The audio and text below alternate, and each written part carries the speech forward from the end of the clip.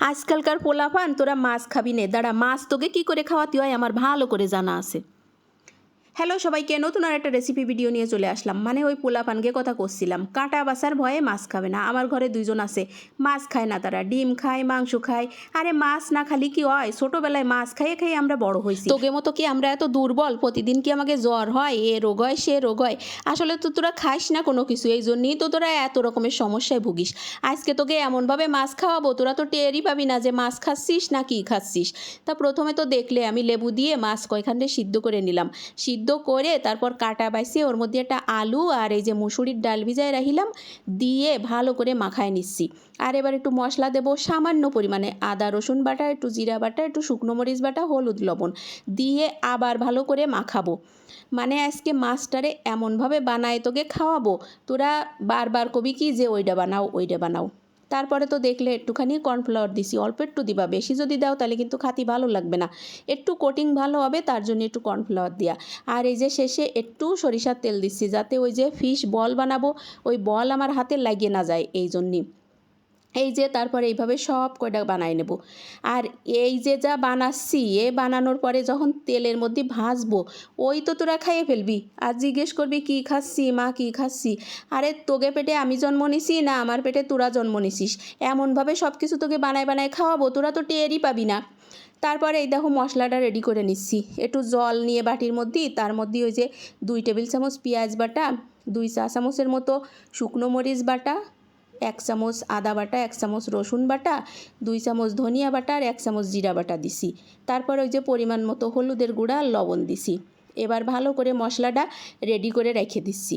মশলাটা এভাবে রেডি করে নিয়ে যদি রাখি, রান্না করার সময় সুবিধা হয়।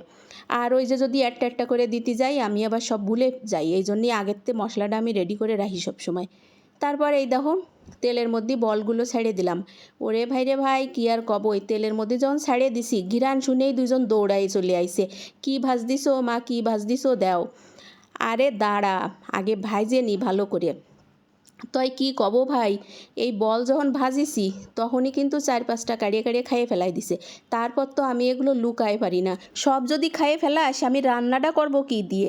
তারপর এই দেখো ভাইজে টাইজে এরকম লাল করে তুলে নিচ্ছি। এইটা কিন্তু তোমরা ওই যে সন্ধ্যাবেলা চায়ের সাথে খাওয়ার জন্যও বানাই দিতে পারো। আমি অবশ্য আজকে ওই যে ঝোল রান্না করব আলু দিয়ে, আর অন্য সময় কিন্তু এইভাবে আমি বানাই দিই, ওই চার সাথে খুব পছন্দ করে সবাই। তারপরে এই যে আমি তেলের মধ্যে প্রথমে আলু ভেজে নিচ্ছি। আর একটা কথা কি জানো, পোলাপান আলু ভাজা খাবে না, খাবে ফ্রেঞ্চ ফ্রাই। কি আর কবরে ভাই, কি যে যুগ আইছে রে, আলুও যে কত রকমভাবে খাওয়াই।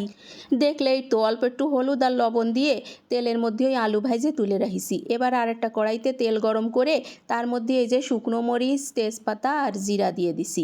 আর তারপরে ওর মধ্যে এই যে দিয়ে দিলাম ওই যে গুলে রাখিলাম মশলাটা। এবার তো খুবই সহজ, যেভাবে আমরা তরকারি রান্না করি, মশলাটা এরকম সুন্দর করে কষাবা।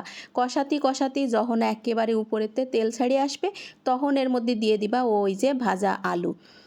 আর ভাজা আলুর সাথে আবার মশলা একটু নাড়াচাড়া করে মিশাই দিবা।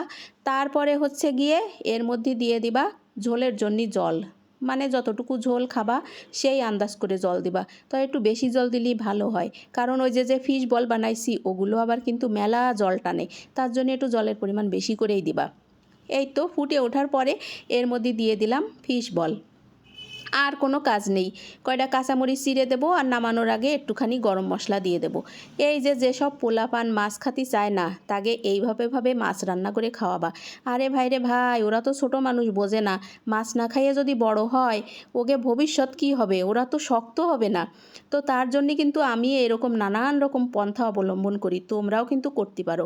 আর আজকের ভিডিওটা কেমন লাগলো কমেন্টস করে জানাইও কিন্তু, যদি ভালো লাগে লাইক, কমেন্টস অ্যান্ড শেয়ার করে পাশে থাকো। আবার চলে আসবো খুব তাড়াতাড়ি নতুন ভিডিও নিয়ে। টাটা।